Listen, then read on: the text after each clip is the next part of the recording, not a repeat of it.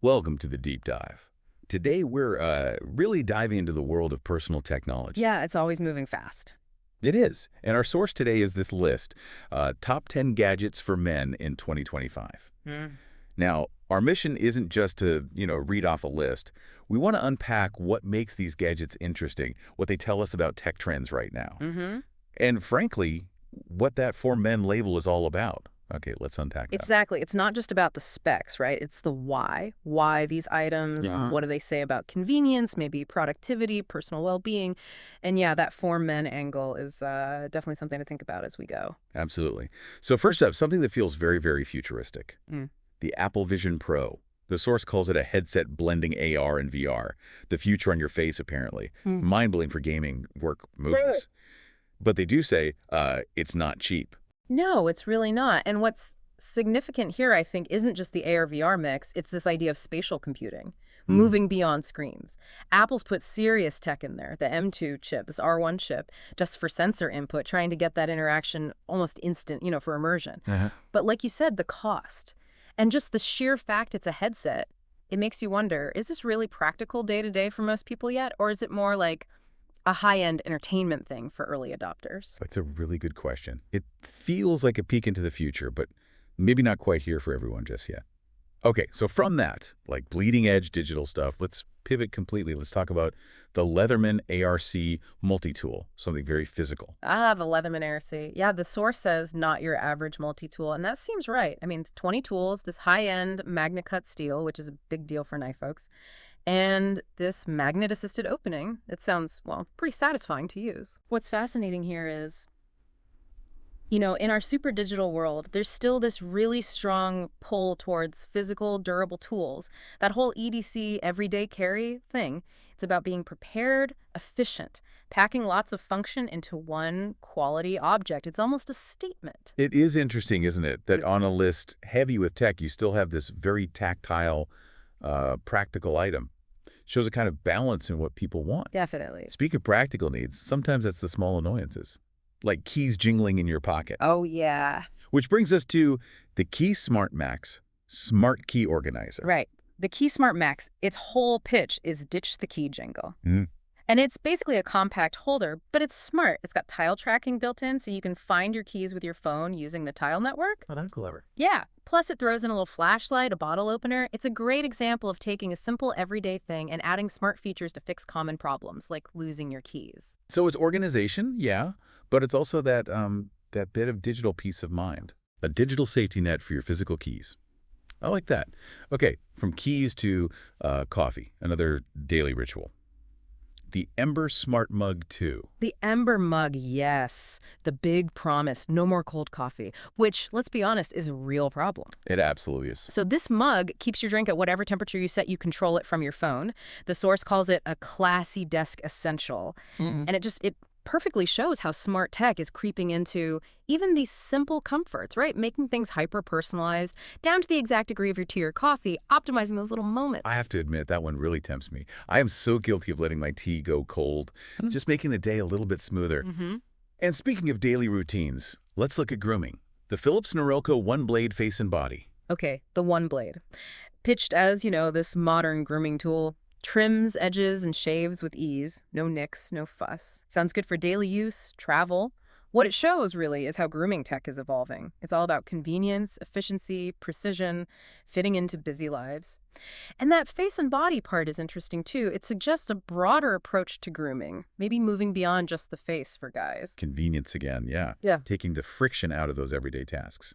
Okay, so if you've got all these gadgets, you need power, especially on the go.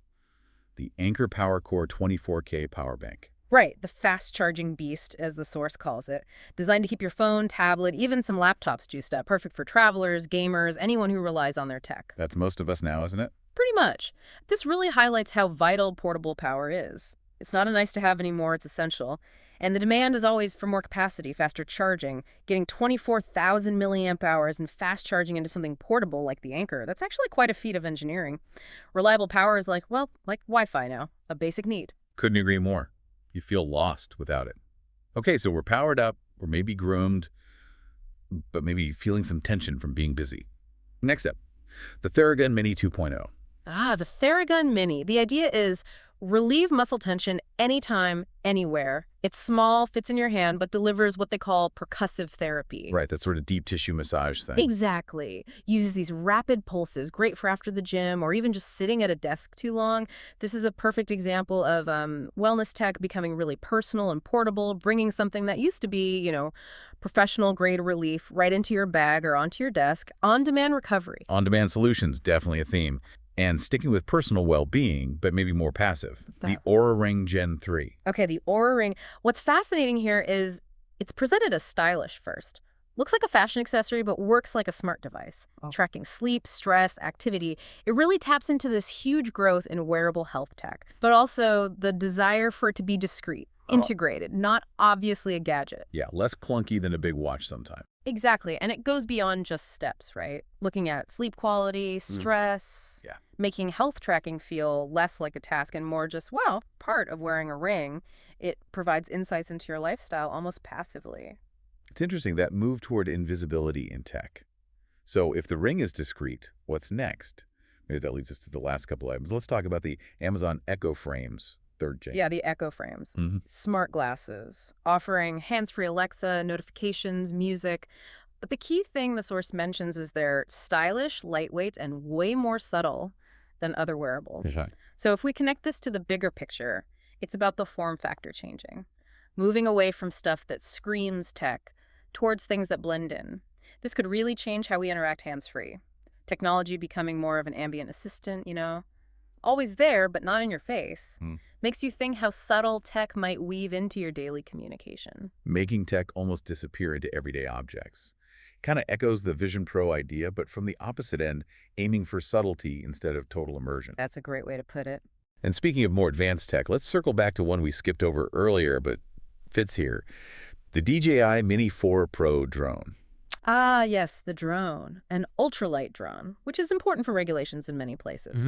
But it still packs a punch. 4K video, intelligent flight modes, and this next-gen obstacle avoidance. Yeah. It uses multi-directional sensors to see its surroundings, which helps prevent crashes. Mhm.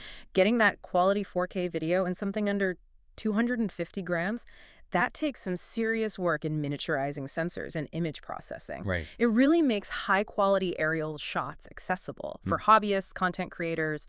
It's democratizing that perspective. Democratizing perspective. I like Yeah. that. Anyone can be an aerial filmmaker now, almost. Pretty much, yeah. Wow. Okay, so we've gone from the immersive future with Vision Pro to solid tools like the Leatherman, to daily comforts like the Ember Mug, health trackers like Aura, subtle assistants like the Echo Frames, and creative tools like the drone. It's quite a range. So what does this all mean when we step back from these specific gadgets? Well, I think we're seeing some clear trends, right? There's this definite convergence of lifestyle and tech. Things are becoming hyper-convenient, super personalized. Intelligence is being baked into everyday objects, making them more than just tools. They're part of our routines, maybe even our aspirations. Yeah. And that for men label we started with. It's interesting. I mean, sure, maybe the grooming tool fits a traditional mold, but the smart mug, the power bank, the drone, the ring, that appeal feels pretty universal, doesn't it? Absolutely. Seems more like marketing than anything inherent in the tech. Exactly. It feels more like a way to segment the market than a reflection of who actually uses or needs this stuff. And this raises an important question, really, for all of us listening. As this tech gets woven deeper into our clothes, our accessories, our homes, how is your relationship with the world around you, both physical and digital, going to change? What new possibilities does this open up for you? And maybe just as important, what new things do we need to think about as this constant innovation keeps rolling?